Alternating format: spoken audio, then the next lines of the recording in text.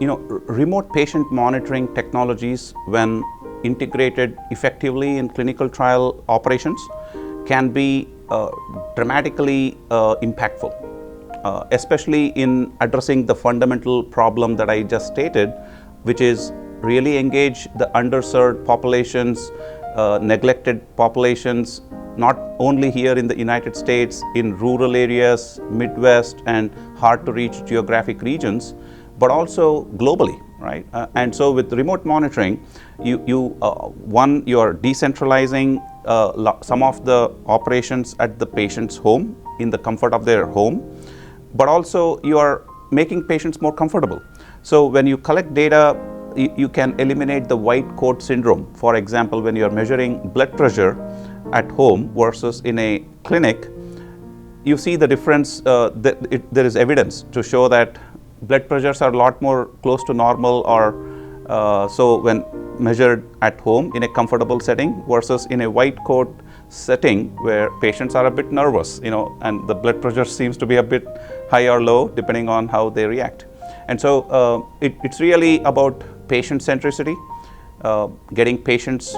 to engage and be participating in clinical trials, especially those that have historically been neglected will also feel more comfortable when they are in their own home settings. And two, you get more accurate data and more real world data,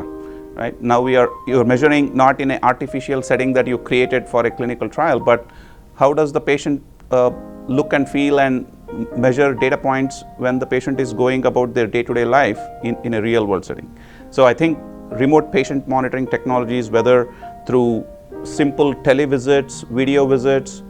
communicating with them by texting, emailing, audio video calling, sending reminders, notifications, or more advanced wearable devices and sensors, where you're monitoring specific biomarkers using these wearable devices and sensors, which now have the ability to measure unbelievable number of endpoints in real time, and not just in episodic visits into a clinic, which can be spread out 1 to 4 weeks in far between, versus in the home setting with a continuous data collection, you have a lot more data points. And that becomes super critical, especially in the context of rare diseases where the patient population is small, but you need a lot more data points from a smaller group of patients. So I think remote patient monitoring is really already making a big change in clinical trials that are taking advantage of them, which is probably estimated at less than 15% or so of clinical studies right now. So as more and more industry adopts these technologies and they become more mature and affordable, it's just going to revolutionize the way clinical trials are conducted.